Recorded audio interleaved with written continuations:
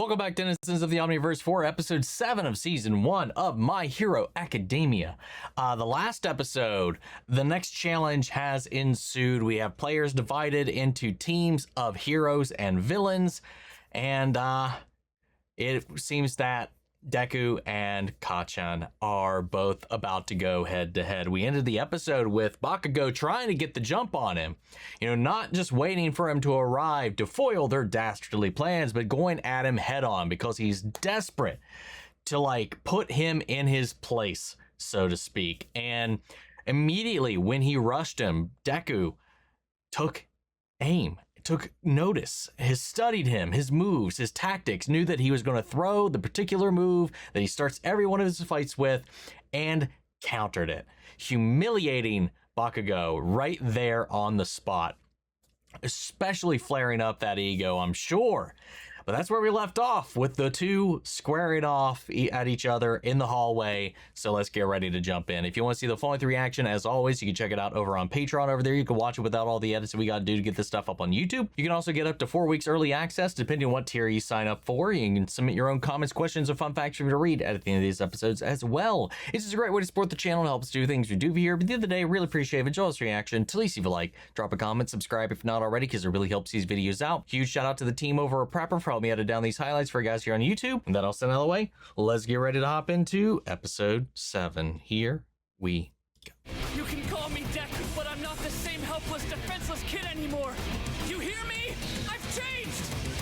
From now on, Deku is the name of a hero! Oh god, it still gives me chills hearing that again. Kacchan and I grew up in the same neighborhood. Oh, are you gonna get some more backstory?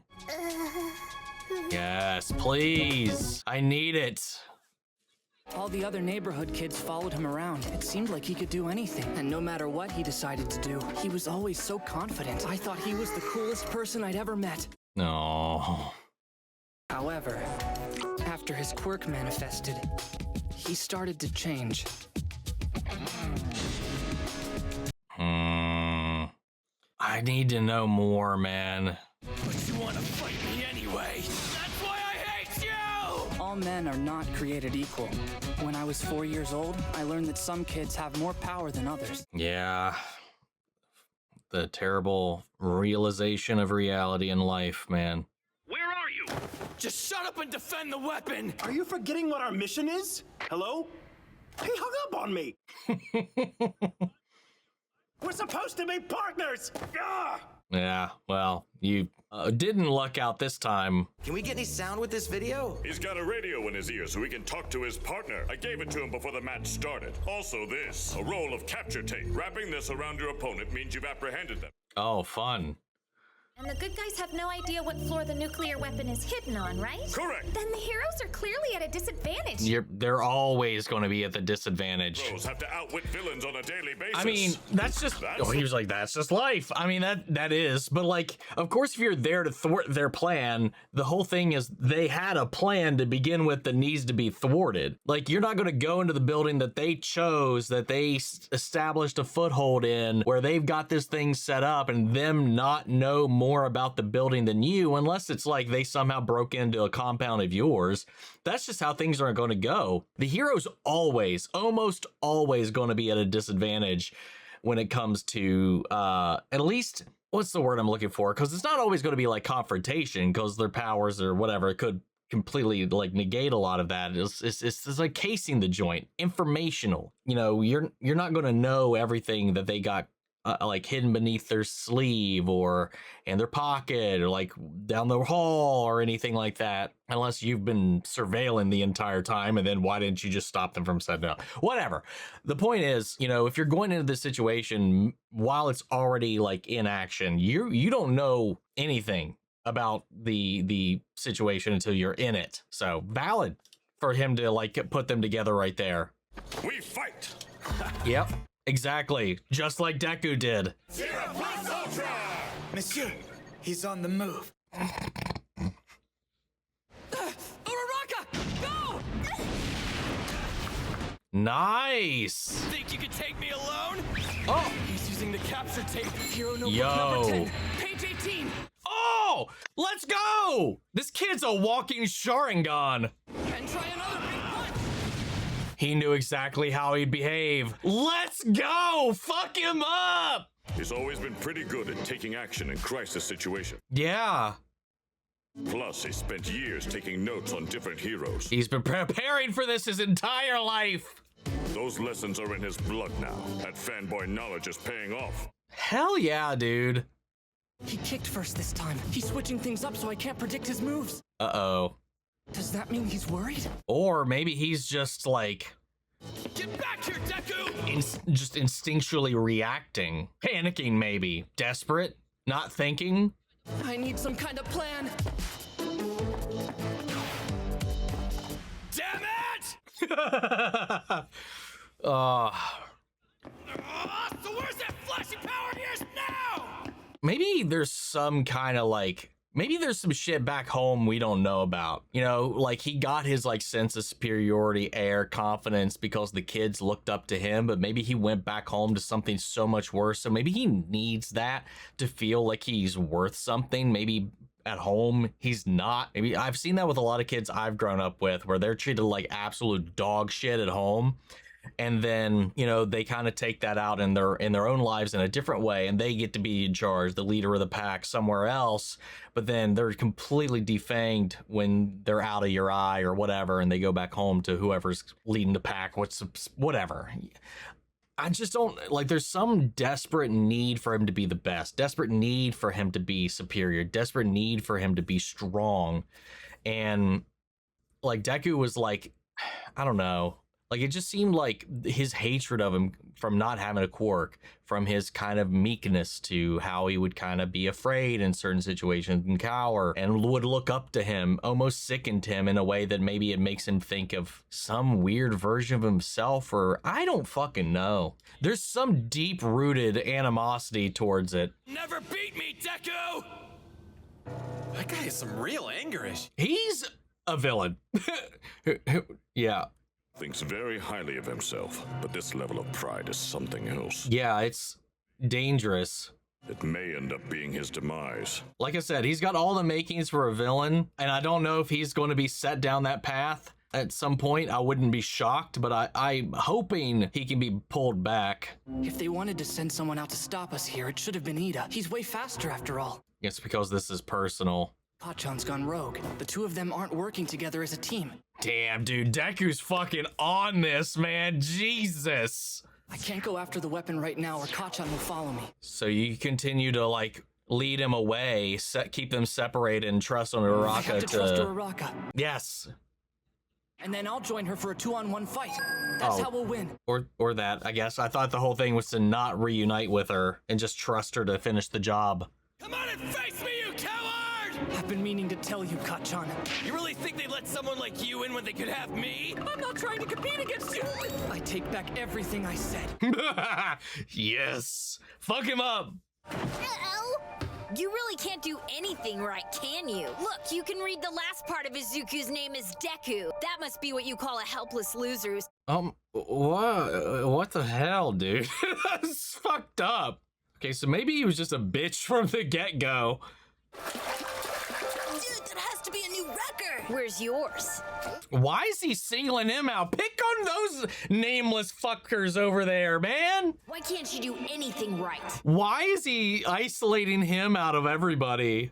You're so lucky. Yeah. Impressive. I bet you that's gonna grow into an amazing quirk. Yeah, you're right. I am amazing. In fact, I bet there's no one as great as I am. This kid has some fucking issues. Holy hell. Oh my God. Again, this is all, I don't want to say surface, but this is all public, right? This is all him with his people, his teachers, his community, his friends. I don't know, man. I just like, he's so self-absorbed. He loves the attention. He loves the high. He loves being the best, the greatest. He wants to be no one better than me. I bet nobody's ever done this better than I have. Where is that coming from? Your quirk is amazing, Kacchan! When I get mine, I hope it's just as cool! Deku doesn't have a quirk. What a loser. He's so lame! Worry about it, okay, Izuku? Why is he like Dude, why was he so excited about that information? Sam! Ah! You okay down there? Oh, don't worry. Kacchan is super tough. I was just fine on my own. I didn't need your stupid help. Are you alright? Oh, is that where it started? I was worried you might have hit your head or something. But you looked at me like I was some kind of weakling. Okay, dude. Oh my god, what the fuck, man? Yeah, it's just like, that's just normal. Like, that's just like, the strongest people in the world still need help with something. Like, they can't do everything on their own and, like, you know, take the powers out of this if he was just physically stronger or whatever. Like, yeah, they'll go, oh, yeah, he's great. He'll probably just be perfectly fine. And even if he is, it's just the thought, you know, that somebody's worried about you. And it's not a sign that you're weak. It's not a sign that you don't have power. It's not a sign that you can't take care of yourself. It's a sign that people are concerned and care. Like, and he's just like, you son of a bitch. You think I'm, like, it's just a slight against him. Where is that coming from? I couldn't just stand there and watch you die. I'm so much better than you are. God, he needs a fucking reality check. Not even a reality check, but he needs to be humbled. Bakugo That's definitely has what a I villainous was saying side, before. and that's exactly what Yes. we need to succeed in this mission. But as a classmate, though, Temporarily devote myself to criminal intent. Oh I my won't gosh. fail this trial and risk bringing shame down on the Ida family name. That means I must now embrace evil. oh my, oh I my am the God. personification of violence. What is this? Yeah, dude, what the fuck? Yeah, he's doing a voice and everything. I knew you would come here alone the instant that Bakugo ran off by himself and engaged with me. God, the more we get of this guy, the more he's growing on me. Hiding every object in this room so you have nothing to use against me, do-gooder. You've blundered, hero.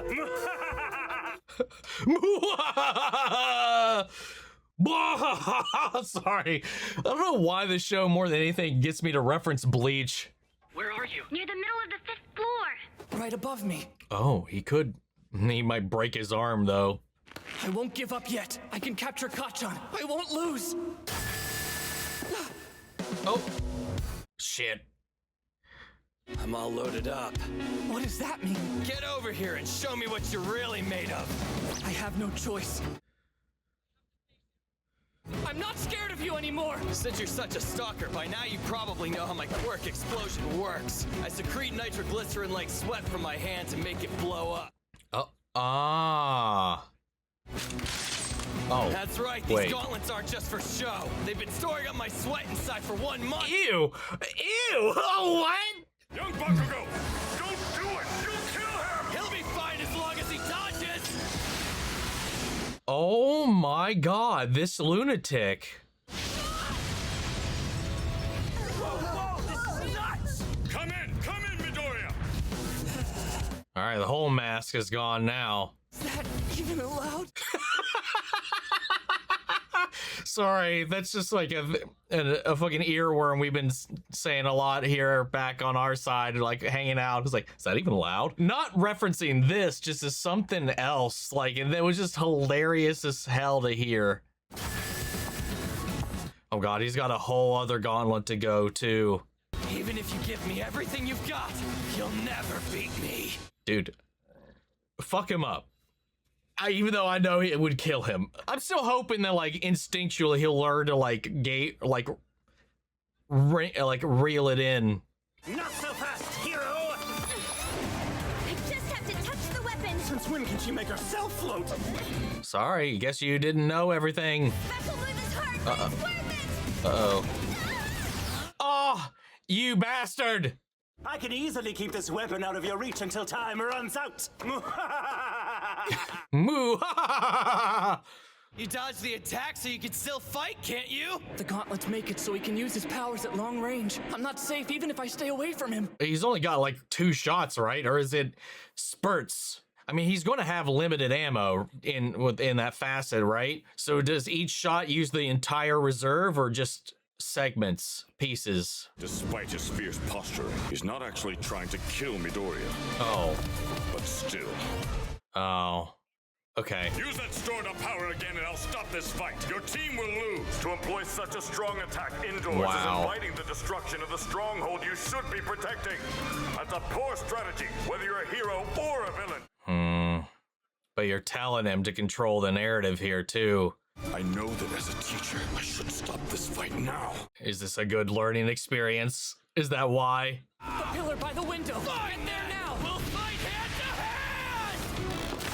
It's no good. I can't dodge this. Did you see the crackling in the floor? Like this.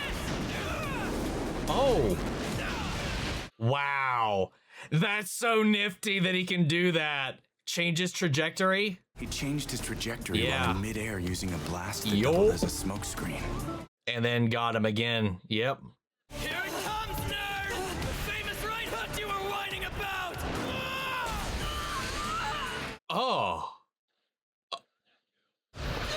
Don't you ever forget what you are! He's not giving me any time to form a strategy. No.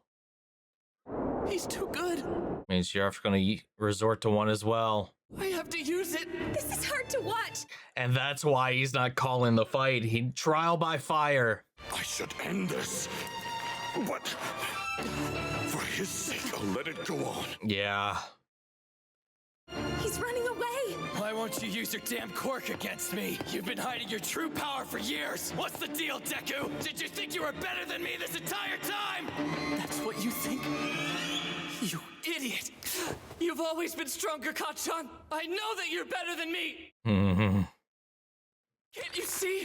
That's why I want to beat you! Because you're amazing! Yeah. Come at me! Oh, God. Oh, God, yeah. In order to achieve his dream, he has to do this. Yeah, this is his block. Yeah. Oh, it's a hurdle for him. But I'm worried he might blow his ass up.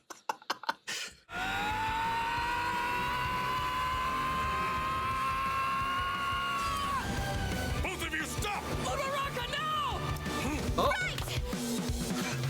Oh! Oh! He's not actually going to hit him. Not in a one-on-one fight like this, but I can win! He's going to... Yeah. It wasn't about that. It was about clearing the floor for her. Ah! That's why he took note of where they were. What's happening? Oh, and now she has shit to use. Get fucked. Coming home run! Oh. Release! Yeah.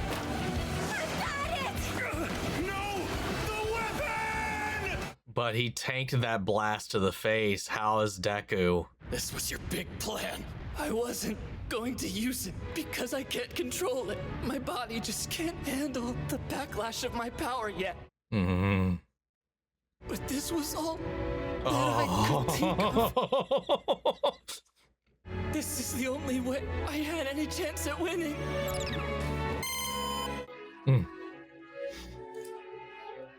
He led him along to keep his focus and attention while he worked towards the objective. The hero team wins! Holy shit. God, I just don't understand. Like, there's gotta be something more. And I do remember there's a post-credit scene for this one, I think, if I remember my notes from before. Either way, I think I'm just gonna like watch the outros no matter what anyway, just to be safe. But like, we understand like a lot of how he views himself in the world, but we don't know why. And it's still so early. It's still very early, and I think we're going to tap into that. Because I'm just thinking, like, where does that come from? It's either like there's something at home, or I mean, I guess sometimes people are just that self-deluded. I just don't know. I feel like with a show like this, with how like intrinsic and deep, like Deku stuff is, like his desires, dreams, personalizations, or something like that, have the flip of that would be something a little more nuanced. But I mean, who knows, really? But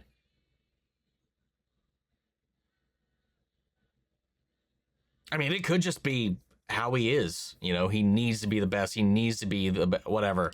Oh, wait. I guess there wasn't?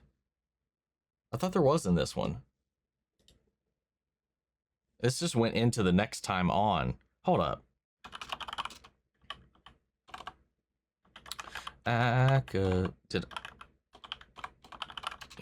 Season 1 post credits.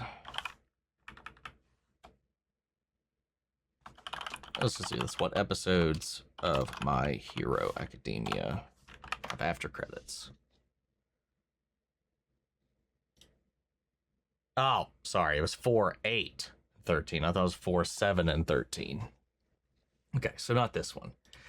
Yeah, we've seen more of the byproduct. We've seen a lot of the way he thinks and the way he treats people, and more it's not, I mean, it is a combination of how he treats people, but it's also how much people treats him and how he needs people to treat him and to look at him and to view him. Like, sure, I don't know, man. Depending on how you're raised, I mean, it could be the way he was taught as well. It doesn't necessarily mean maybe something back home is like created this response or this need or desire, or maybe it was instilled in him that this superiority in this, maybe it's something that was taught as opposed to being a reaction to how he's been treated at home. I'm just trying to think, like, because I can't think of too many situations where somebody is just like without any kind of external factor, just this, I mean, I don't know, narcissistic, but I guess that is something that does happen too, I guess. It just feels like there's something this is so deeply rooted in, because it's like his entire identity is formed around it. And it's from, I don't know why, he always singled out Deku anyway, like from making fun of him about his name. He needs to tear him down. And even with the other kids, I don't know why it was always Deku though. Other than obviously he's our main character, but like we don't see him treating the other children like that. And this was before the quirks manifested. You know, he just would put him on the spot and be like, hey, where's your record? Blah, blah, blah, blah. Like, it's just like he needs to chip someone down to keep putting himself up. And then when he realized he didn't have a quirk, it made him feel better about himself. I don't know, like he was smiling when Deku didn't have the ability. And then again, he continued to target him. But still, regardless of that, it's like his animosity changed. Did it really even change much? I mean, I guess like they didn't really talk or hang out with each other anymore after that incident. And he just started picking on people left and right. Because Deku even stood up between him and someone else too in that one flashback. But it all seemingly started, what actually changed their relationship, because Deku just kept taking the abuse, was when he went to check on him. Because regardless how he's been treated, Deku genuinely cares and thinks that they're friends. And like, that's the abusive relationship. I know that relationship. I've actually, now that I'm realizing this, I'm putting it together with a friend that I had growing up, and well, that was actually very similar and was abusive, like what, name calling, tearing down physically, emotionally, and all this. Had to be the best, like to the point where if I was about to win in Mario Kart, they'd turn the fucking console off so that I didn't, if I was about to cross the finish line before them, they'd hit the reset button and turn it off so that it didn't happen. You know, it was like that kind of thing. Like, they had to be the first one with all the newest things. They had to be the best in the room at everything. They had to be the best at the video game at everything. They had to, whatever. They had to host all the things. It was kind of a very, very similar situation, I guess. And I don't know, I mean, to be fair, I don't know where that came from either. It's not like he was a single child. I don't know. I just don't know where that stems from, other than some of the things that I kind of speculated. And I don't know that I ever witnessed any of that, so it's not like I'm trying to make a direct connection to that as well. But like when I've seen like other media, it's just like that. What would result in a response like that in a child? But like it's this discrimination, it's this loathing, this hatred of all things weak, and by someone without power extending just a hand is a slight against him. And he needs to, I'll give him this, as much as all of this has been very like villainous, and it still is, like it's still coming from a place of ego and all of that. But when it came down to launching it, All Might at least said that when he unleashed that shot, it wasn't with the intent to actually do damage. He was just trying to like put Deku in his place. Because he does have, as they've shown, like a level of calibration, control, instinct, calculation, and all this kind of stuff with what his powers can do. He is literally a genius with it, with that pivot in the air like he did, and the way he was like bouncing around, changing up his tactic because Deku's been studying him, which is an honor of itself. Like the fact that he was chosen out of all these people, out of all these named professional heroes, that Deku even studied him. I think that's a testament to how Deku feels about him, and that's why he's like, yeah, I've always looked up to you. That's why you're the biggest hurdle for me right now, and that's why I'm not going to back down. And All Might knew this as well. And he's like, if his career is going to go anywhere, he's going to have to confront this. So he didn't call the fight until the last fucking second. And Deku was like, I know that I can't control this. Worst case scenario, he probably would have fucking just killed him. And he wasn't going to do that. That's not who he is. He doesn't want to hurt him. He doesn't want to do any of that. But he took the damage so that they could win the objective, which again is a good sign of a good hero. Like it was the sacrifice of the move for the other person as well as for the benefit of the mission. You know, he probably could have, I don't know, won the fight or done one or the other, but he chose to just forgo himself yet again for the sake of the team or the others, even his enemy. So good. I love this, man. Oh my God. We're only in the first 7 episodes, and it just kind of keeps like emotionally gut punching me when these fucking turns happen. The music swells in and like everybody's chipping in and observing or whatever. And like, I can't wait for this little bastard to get control over his quirk, because he's going to be an unstoppable little freak. I just don't know where Bakugo is going to go, because everybody even said in this episode he's taken to villainy a little too well. But this, like, I remember now what my counter was going to be was like he could have done worse to Deku, but he wasn't. He was basically like playing with his food, trying to get him to submit, to give up or whatever, to relent, to get back to the version of Deku that he's familiar with.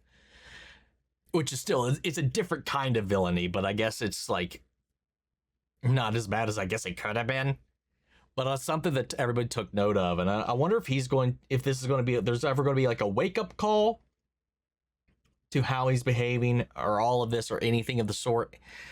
I mean, I think a teacher should fucking check his ass, but for the most part, I'm wondering if he's going to have like a wake-up call, or if Deku's simply going to have to humble him. I just don't know what his journey is going to be. If it's not diverging, if it's like I don't know. We'll get there. We got a lot of comments for this one, so let's head to Patreon and start that one off. We're going to start off with, I'm a Leo. Hey, Omni! My question is, what do you think about how Uraraka utilized her powers in this episode, as well as how she and Deku were able to work as a team in the end? Well, they communicated. The one thing about Bakugo right now is he's so self-absorbed. Like, no matter what, it's all about him, his score, his performance. He doesn't care about Ida. He just cares about his win and his ego. So that's why he just bum rushed off on the own rather than coordinate or work together, do anything. Uraraka and Midoriya, they seem to have like at least the same moral coding in mind. And they kept in communication, both of them, throughout the whole thing, and she knew that this was coming, whether we saw it or not. This conversation seemingly happened, and fucking they were able to work together, work against their strengths, and they knew what they needed to do. They knew they were in a kind of a situation of disadvantage between their abilities and their opponent. So they had to rely on each other through their ability of them, their opponents who couldn't do that, who had the inability of doing that. And it was a lot of fun. And she was really creative with what she had, he was like, I can't hit him with my mega fist. So I'm going to blow up the debris up into the center of the room where she is, give her as much ammo as she can use, and overwhelm Ida. And that was what they did. They worked together so that he could provide what she needed in her scenario to get through that, while him inadvertently just tanking that blast and forgoing himself for the victory. It's just a great fucking maneuver, and I think it just shows that they're a great team. They think the same, they have the same moral compass, at least, and it's very lucky, I'd say. Not that I don't think anybody else on the team would have felt that way. I don't know. We don't know everybody else all that well. They could have probably pulled it off with somebody else, but it just shows that they very much so naturally worked well as a team. Next up, we have Matthew Cheath about this episode and more of the show in general, but I'm curious of your opinions on the class members this early in the show. It'd be interesting to see how your opinions of them will change over the series. Of course, not all of the class get at least some character development, and some get much more. P.S. Love the content. Keep doing what you do. Lots of love. Well, thank you. So not a whole lot of, not a question or anything like that. Just a appreciation for what we got. And I think, yeah, this one, outside of the people we've already focused on here, it didn't really highlight a lot of the other kids just too much, but obviously there's a huge cast we've already seen with this. I imagine that we'll get into that way later.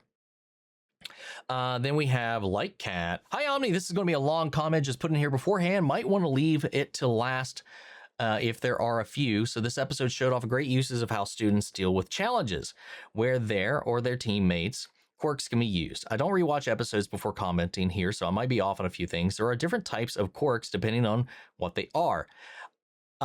Here's a list for future reference if need be, but most common to least common. I might revisit this later because I feel like this should be something the show explains. Like, this feels like we're getting into all the different types of quirks, this, that, the other. This feels like lore. So I would hope, let's revisit this, Like Cat, and I'll let you clarify in the meantime. This feels like this would be something the show explains, and there's a lot that this is going into. So I'm going to forgo that.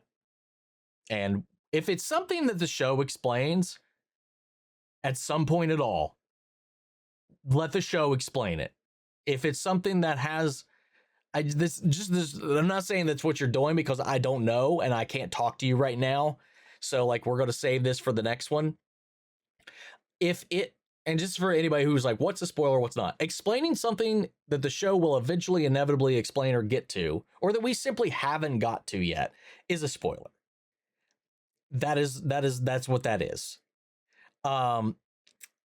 It only if you're clarifying information we already have, already know, already have seen, or gotten these episodes so far, that's fine.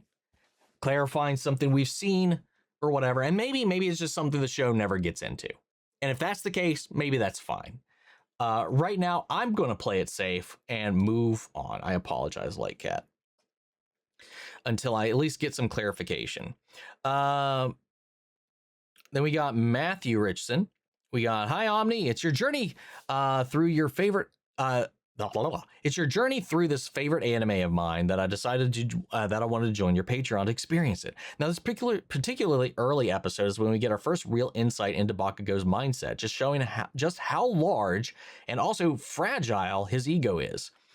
Now, between his jump off a building comment and his he'll be fine as long as he dodges moment, these two moments remain continuous among fans to this day, as in they get held against him constantly. Horikoshi admitted that he went overboard with Bakugo at the start, so it could be chalked up to an early installment weirdness, but those moments left a major impression for a lot of fans.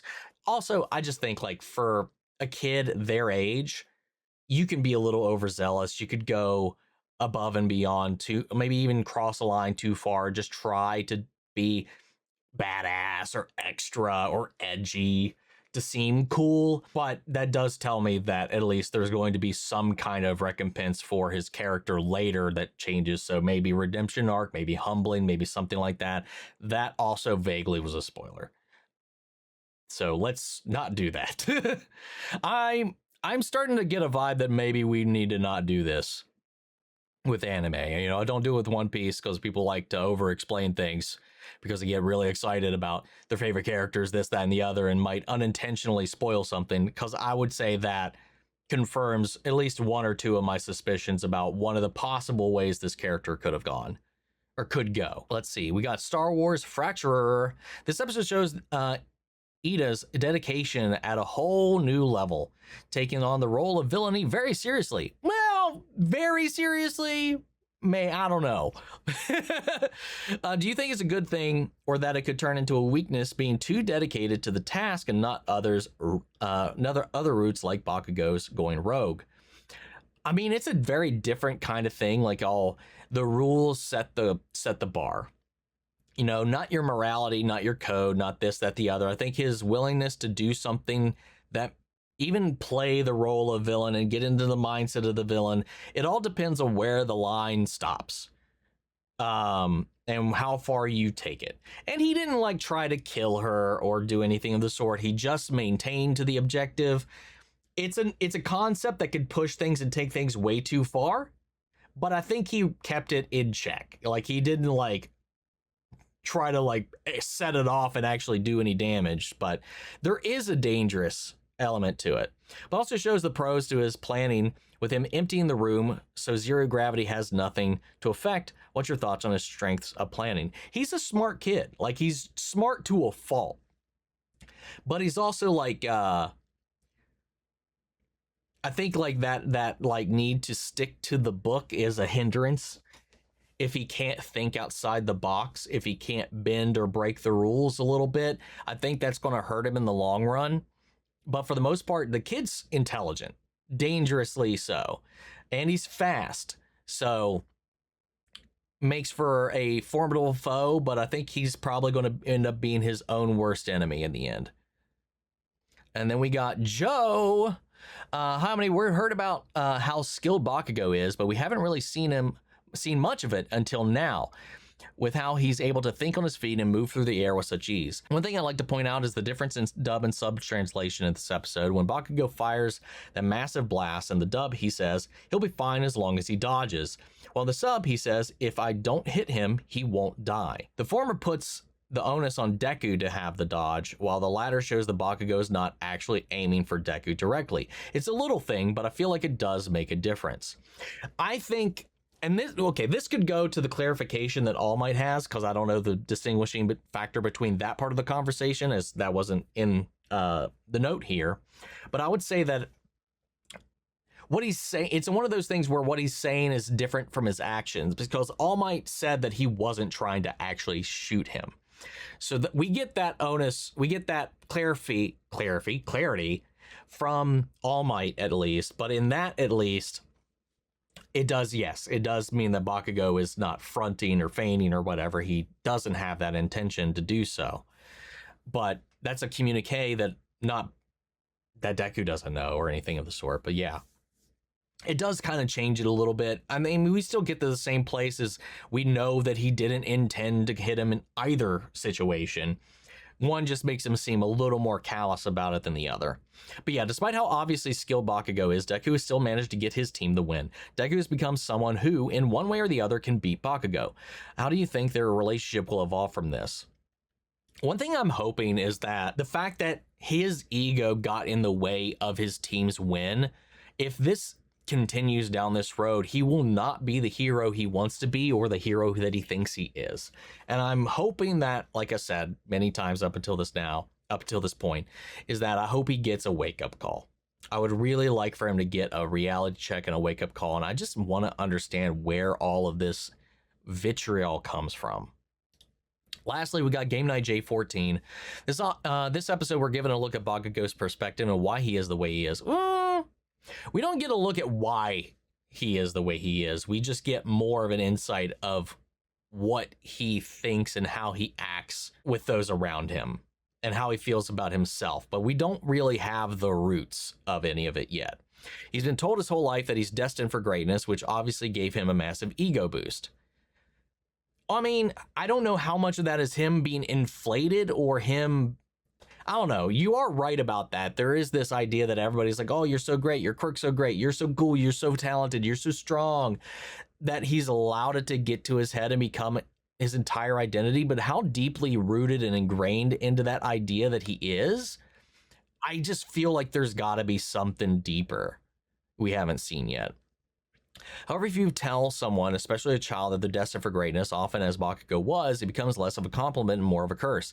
He feels like he needs to live up to that potential everyone was telling him he had, and that if he doesn't, he's wasting it. That, I can kind of see that, but I think the way that he's talking about it, just, again, I feel like there's something more. Maybe there's not. Maybe it is that simple, but on the opposite side, Izuku and Uraraka's good teamwork, especially compared to Bakugo's bad teamwork, allowed them to beat opponents far above either of them. Especially love Uraraka's use of the support beam as a club and Izuku sacrificing himself to keep his opponent's strongest piece, Bakugo, focused on him and not protecting the bomb, which is what he should have been doing. How do you think their teamwork will continue to grow throughout the series, and how do you think this loss will affect Bakugo? Also forgot that Izuku's costume was revealed last episode. It's a little silly, but I like it because it was made by his mother with a lot of love, quite similarly in another famous superhero, if you think about it. No, I get it. It is just a green rabbit, though, and that's all I see. It is goofy, but I get it. Yeah, it was very much so a Superman nod. It was a costume made by his mother. You know, I like it. It's cute. It's cute. The whole thing behind it's cute. I can't deny it looks a little goofy, though. I do love it. And the way that it's appeared, at least in the opening, and everything else I've kind of seen, like at conventions and stuff like that, and with the mask gone. The mask was just the biggest thing. It just made him look like a green rabbit. All things considered, it's very in line with his character and his roots. But the thing about, to go back to your last question, the thing about Deku is, and Uraraka, is they're open. They're people. You know, they care about people. They are not afraid to lean on people. They know they have limitations and that somebody else might have to fill in those gaps that they have. And that's natural. And like working together, no matter what, teamwork will take down a stronger foe. Like the more numbers win out. You know, obviously there are some outliers. Sometimes there's something you simply can't overwhelm, but like for the most part, like you're more powerful when you're not alone. You're more you're just stronger, more stable. You have supports to lean on, you know, people to help you out. When you're the singular pillar, if you break, you break. There's no one there to catch you. There's nowhere there to stop you from falling. Like you are make or break. Like you can be really strong and really great and go very far that way, but like if anything happens, there's no one to catch you. There's no net. There's no help. So like it's a trade-off at times. It's like focusing all of your strength into one thing rather than spreading it out. You know, you could just punch through crack and then you're gone. Otherwise, you're spreading it out and everything can remain stable, whole, and together. And I think that's the difference of these two. Like everything is about fucking Bakugo.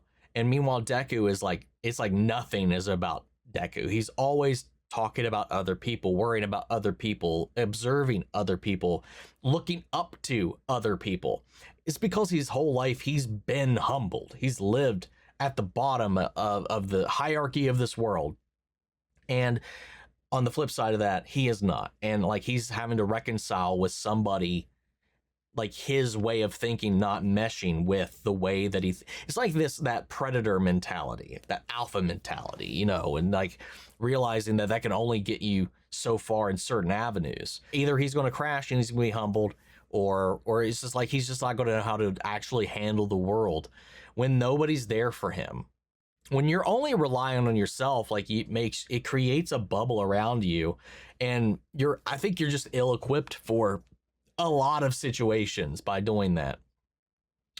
But we'll have to see. We will have to see. Anyway, fan-fucking-tastic episode. Love the music, love the animation, love the character work. Again, is it as simple as he's just been told he's great and he's made that his entire identity? Or is there something more to it as still yet to be seen in my book? We'll see what happens, man. But yes, fantastic episode. Great questions, everybody. Again, be mindful of spoilers or what is or is not a spoiler.